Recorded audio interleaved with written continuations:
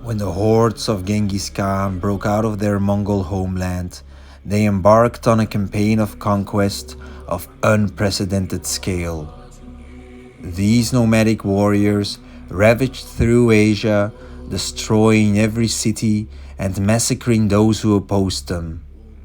Eventually, they reached the outskirts of Europe, establishing thus the largest landlocked empire the world had ever seen.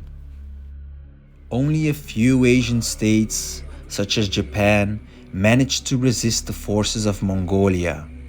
China, for the most part under the rule of the Song Dynasty at that time, also initially repelled the Mongol assaults. The Song Dynasty had not so long ago experienced a golden age of unparalleled cultural splendor and technological advancement. However, all good things must come to an end.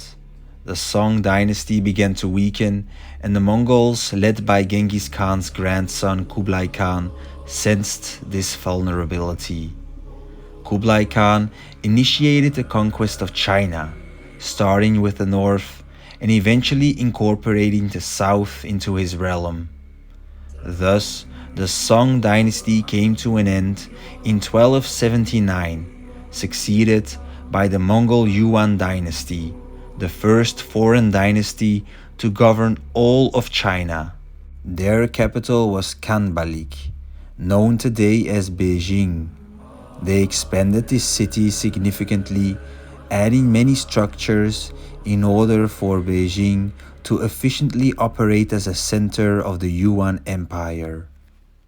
Although Kublai Khan greatly admired Chinese culture and adopted many of its political customs and rituals, the Mongols held disdain for the Chinese people themselves. Consequently, the indigenous population was systematically excluded from positions of power. The traditional Chinese bureaucratic elite was replaced by immigrants, with the most influential positions reserved for Mongols. However, the new rulers of China soon realized that governing the newly conquered territory was nearly impossible without the expertise of the Chinese bureaucracy. As a result, some lower bureaucratic roles were reinstated for Chinese natives, albeit under Mongolian supervision. Consequently, the Chinese population became second-rate citizens in their own country. Many powerful members of the Chinese elite withdrew from public life and sought refuge in their countryside estates. The quality of the bureaucracy declined following the abolition of the state exams.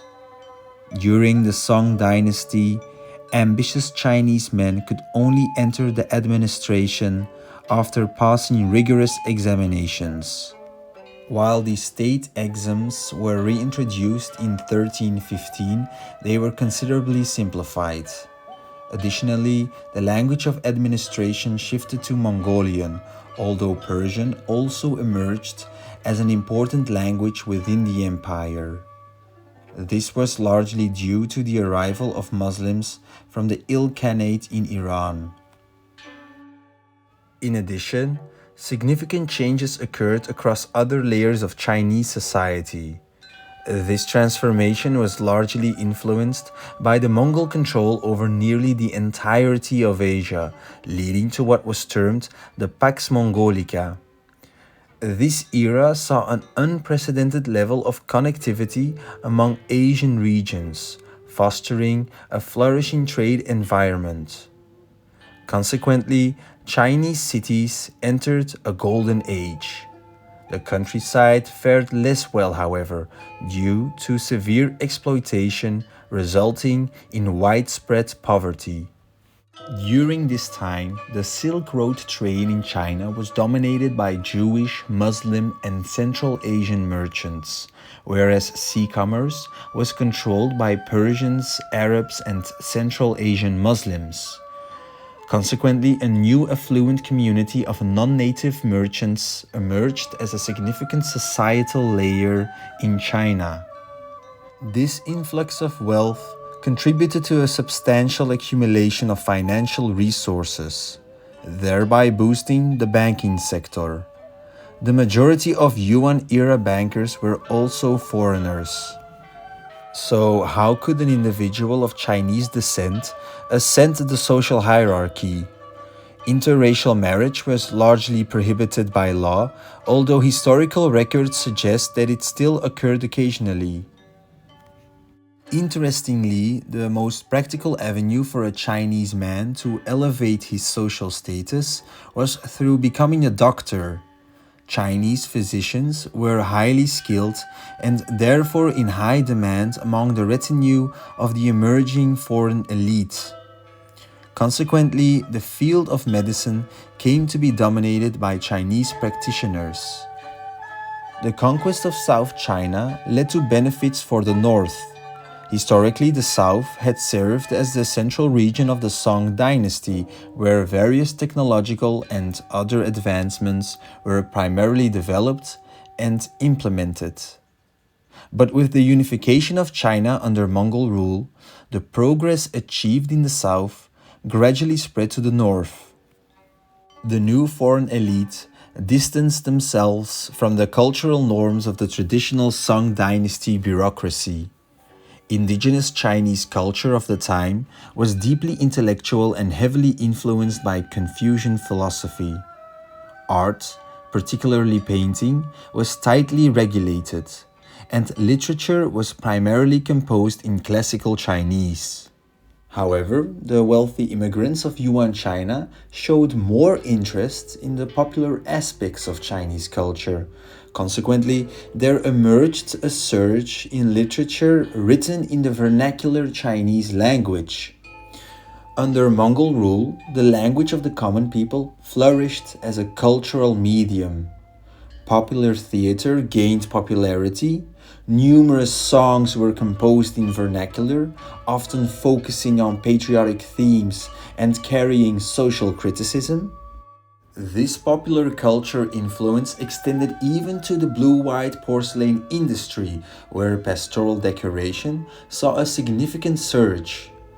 Nevertheless, a considerable number of these immigrants were drawn to more traditional expressions of Chinese culture, such as Confucianism, Taoism, and Chan Buddhism. This led to a sustained flourishing of Neo-Confucian literature and philosophy, as well as the continued influence of Chan Buddhism within China. The previous indigenous bureaucratic elite of the Song Dynasty also preserved and further developed traditional art and literature. Particularly in painting, significant advancements occurred following the closure of the Song Academy of Painting. This institution, known for its strict regulations, had previously hindered progress.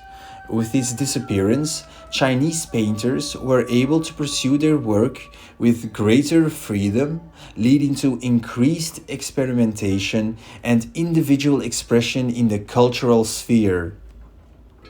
Notable among these painters are Ni Zan, Zhao Mengfu, and Guan Daosheng, whose works exhibit profound spiritual detachment from reality and symbolic resistance against the regime.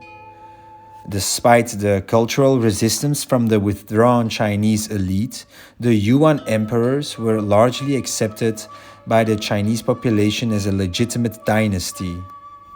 There was religious freedom in the Yuan Empire, but Kublai Khan and his successors greatly favored Tibetan Vajrayana Buddhism, maintaining a strong relationship with the lamas, who are the teachers in Tibetan Buddhism. Thousands of missionaries were dispatched from Tibet to China. However, Tibetan Buddhism clashed significantly with Chan Buddhism, so the Chinese version of Buddhism. Chan Buddhism prioritized values such as sobriety and self-control more than the Tibetan monks did. Tibetan Buddhism tended to be more esoteric and exuberant. Despite the emperor's pro-Buddhism stance, other religions continued to promote their beliefs. Christian and Muslim missionaries competed with each other to convert as many Chinese people as possible. Even within Christianity, there was a conflict between Catholics and Nestorians. An example of religious tolerance was the organized debates held at the Mongol court in Beijing among representatives of various religions and denominations. However, the tolerance of the Khans knew its limits. At one point, Kublai Khan, advised by the Buddhist court members, forbade several customs such as ritual slaughter and circumcision for a period of time. In summary, China under Yuan rule was a remarkably intriguing period, marked by significant societal changes, the emergence of Chinese popular culture, experimentation within traditional cultural expressions, and a broader spectrum of available religions due to religious freedom, which further influenced and enriched Chinese culture. However, the Yuan dynasty's reign was short-lived. Economic issues arose from excessive printing of paper money, leading to inflation. Factionalism within the court undermined imperial unity, while corruption eroded the authority of the Yuan dynasty in the provinces. Additionally, numerous natural disasters afflicted the empire, contributing to several rebellions against the central authority. These factors culminated in a crisis during the 1340s and the 1350s that the Mongol emperors failed to overcome. Yuan rule in China came to an end in 1368.